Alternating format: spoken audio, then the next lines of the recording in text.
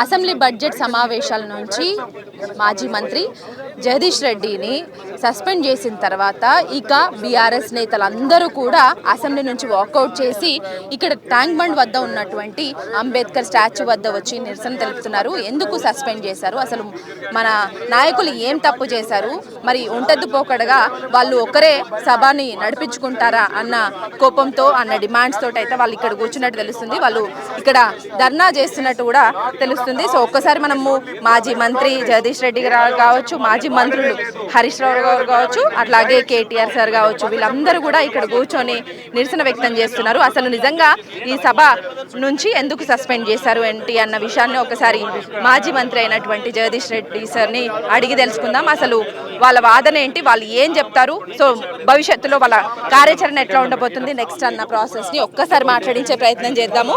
So Harish Rao sir ఉన్నారు, మాజీ మంత్రి, ప్రస్తుత ఎమ్మెల్యే. ఈరోజు మూడ్ ఆఫ్ ద హౌస్ పేరు మీద కాంగ్రెస్ పార్టీ ప్రజాస్వామ్యాన్ని ఖూనీ చేశారు. ప్రజాస్వామ్యాన్ని పట్టపగలు ఈరోజు హత్య చేశారు శాసనసభలో. శాసనసభ బయట ప్రశ్నిస్తేనేమో కేసులు, అరెస్టులు, శాసనసభ లోపల ప్రశ్నిస్తే గొంతు నొక్కడము, సస్పెన్షన్లు. ఇదేనా ప్రజాపాలన అని అడుగుతా ఉన్నా. రాహుల్ గాంధీ గారు పొద్దుగా లేస్తే రాజ్యాంగం పట్టుకొని తిరుగుతాడు. ఈ రాష్ట్ర ఇన్ఛార్జ్ మీనాక్షి నటరాజన్ ఏమో పొద్దున్న లేస్తే నీతి సూత్రాలు వల్లిస్తూ ఉంటారు. అసలు నీతి ఎక్కడిది, రాజ్యాంగం ఎక్కడిది? ఇవాళ మా జగదీష్ రెడ్డి గారు ఒక్క మాట కూడా తప్పు మాట్లాడలేదు. ఆయన కేవలం ఏకవచనం వాడాడనే తప్పుడు ఆరోపణతో ఇవాళ మా గొంతు కోసే ప్రయత్నం చేసింది కాంగ్రెస్ ప్రభుత్వం. అంటే ఏమర్థమవుతుందంటే మేము సభలో ఉంటే ప్రశ్నిస్తాము, తప్పిదాలు ఎత్తి చూపుతామని సభలో ఉండకుండా ఒక పథకం ప్రకారంగా కుట్రతో మా మెంబర్ను ఈరోజు సస్పెండ్ చేశారు. అంటే మీ వాదనలు కూడా కనీసం వినకుండా, మీకు టైం ఇవ్వకుండా, మీకు కనీసం మైకులు ఇవ్వకుండా చేసినటువంటి సిచ్యువేషన్ ఎట్లా చూస్తారు సార్? అందుకే దిస్ ఏ బ్లాక్ డే. శాసనసభ చరిత్రలో ఎప్పుడు ఇట్లా జరగలేదు. ఏదైనా సభ్యుడి మీద చర్య తీసుకుంటే అన్ని పార్టీల అభిప్రాయాలు అడుగుతారు, ఆ సభ్యుడి యొక్క అభిప్రాయం అడుగుతారు.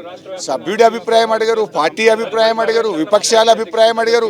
కేవలం కాంగ్రెస్ పార్టీలో ముగ్గురు నలుగురిని ప్రశ్నించి ఇది మూడ్ ఆఫ్ ద హౌస్ అంట. It is not mood of the house, it is mood of the Congress party. It direction by Revanth Reddy, action by Sridhar Babu. వాళ్ళు అనుకోని పథకం ప్రకారంగా చేసిండ్రు.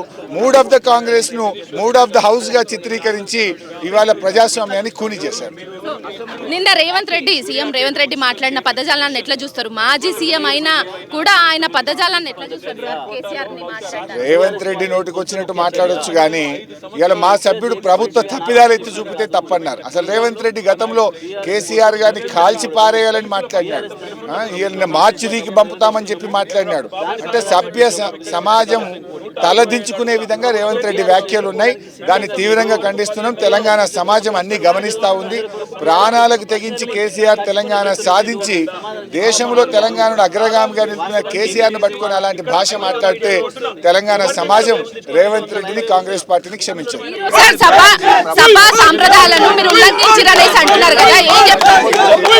సభా సంప్రదాయాలను ఏమైనా మేము ఉల్లంఘిస్తే అది చూపించాలి, అది ప్రజలకు చెప్పాలి, చూపించాలి. మేము చాలా స్పష్టంగా చెప్పినాం. ఇవాళ జరిగింది కేవలం ప్రభుత్వం యొక్క పిరికి పంద చర్య. ప్రభుత్వం మమ్మల్ని ఎదుర్కొనే శక్తి లేక వాళ్ళ బహిరంగ రూపాన్ని ప్రజలకు చెప్తున్నామని, వాళ్ళ అసలు రూపాలను ప్రజలకు వినిపిస్తున్నామని, ప్రజల గొంతును వినిపిస్తున్నామని చెప్పి బీఆర్ఎస్ గొంతు నొక్కడం కొరకు చేసిన చర్య తప్ప ఇది ఇంకోటి కాదు. చాలా స్పష్టంగా 5 గంటలు వాళ్ళు డ్రామా చేసిండ్రు. కేసీఆర్ గారు మా నాయకులకు ఫోన్ చేసి ఆదేశం ఇచ్చి వెళ్ళి మీరు స్పీకర్ కలవండి, స్పీకర్ గారిని అడగండి, గత సాంప్రదాయాల ప్రకారం ఆ వీడియో ఏదో తీసి చూపించమని చెప్పండి, అందులో అభ్యంతరకరమైన వాక్యాలు ఉన్నాయా చూడండి, ఒకవేళ నిజంగానే ఉంటే ఉపసంహరించుకోండి, అపాలజీ కూడా చెప్పండి అని చెప్పి కేసీఆర్ గారు చెప్పినారు.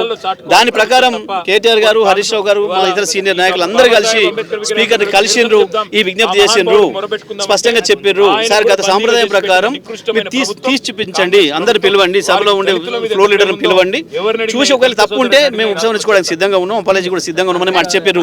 కానీ ఇటువంటి ఏది జరగలేదు.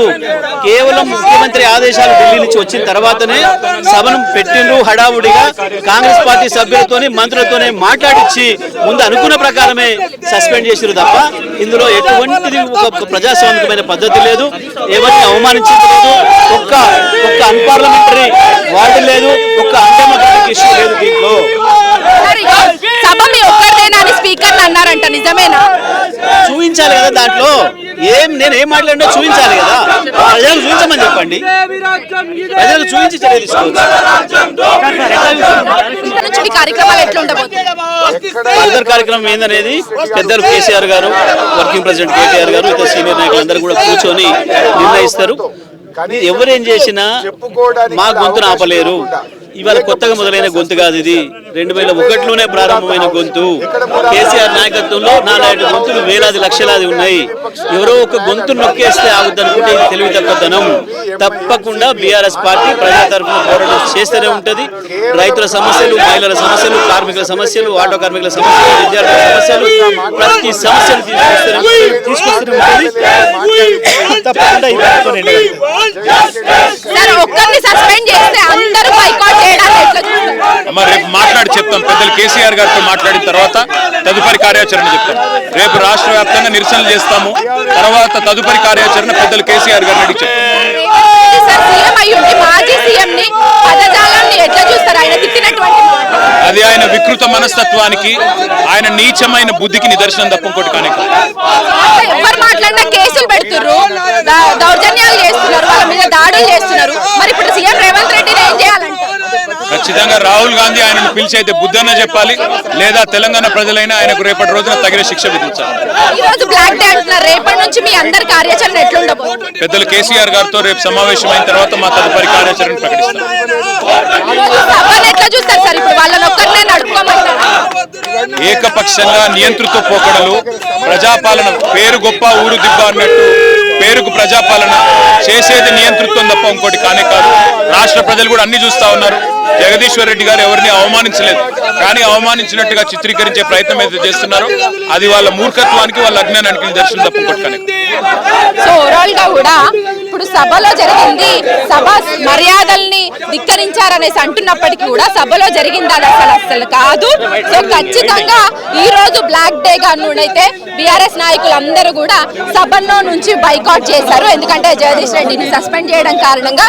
సో రేపటి నుంచి రాష్ట్ర వ్యాప్తంగా ఉన్నటువంటి అన్ని జిల్లాల్లో కూడా నిరసన కార్యక్రమాలు, అట్లాగే సీఎం రేవంత్ రెడ్డి బొమ్మను, దిష్టి బొమ్మను దగ్ధం చేస్తాము. డెఫినెట్ గా మొత్తానికైతే అసెంబ్లీలో గొంతు నొక్కితే ప్రజాక్షేత్రంలో ఖచ్చితంగా చూపిస్తామన్న ధీమా వ్యక్తం చేస్తున్నారు బీఆర్ఎస్ మాజీ మంత్రులందరూ కూడా, అట్లాగే ప్రస్తుత ఎమ్మెల్యేలు. సో ఈ రోజు సస్పెండ్ చేసిన జగదీష్ రెడ్డిని సస్పెండ్ చేసిన విధానాన్ని మాత్రం తీవ్రంగా ఖండిస్తున్నారు. ఈ రోజు బ్లాక్ డేగా అభివర్ణిస్తున్నారు. దాంతోపాటు రేపటి నుంచి జరగబోయే అసెంబ్లీ సెషన్లు కూడా డెఫినెట్ గా మేము మా నిరసనలు అయితే ఉంటాయి. రాష్ట్ర వ్యాప్తంగా ఉన్నటువంటి అన్ని జిల్లాల్లో కూడా రేవంత్ రెడ్డి సర్కార్కు వ్యతిరేకంగా మా నిరసన గలం ప్రజాక్షేత్రంలో వినిపిస్తామన్న ఇన్ఫర్మేషన్ అయితే పాస్ చేస్తున్నారు. మరి చూడాలి రేపటి నుంచి బడ్జెట్ అసెంబ్లీ సమావేశాలు ఎంత హాట్ గా సాగుతాయి అన్న విషయాల్లో మాత్రం ప్రజల్లో ఒక ఉత్కంఠ భరితంగానైతే ఉంది.